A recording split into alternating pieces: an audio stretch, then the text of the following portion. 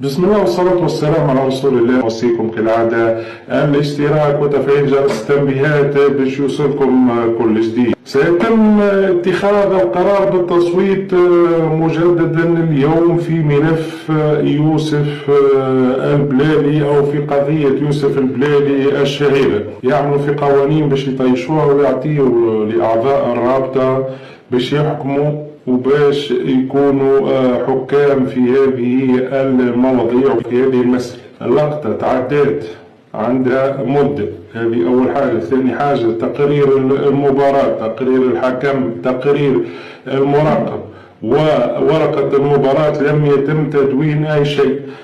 كل شيء اللي باش يعملوه القرار باش يتخذوه راه ماهوش قانوني. هذا نأكده لكم، وهذا اللي نقوله لكم مرة أخرى. كما قلت في فيديو سابق، راه ثم برشا أطراف تحب البلالي يتعاقب وتحب لا يدير على الترجي اللي توصي، لا أكثر ولا أقل.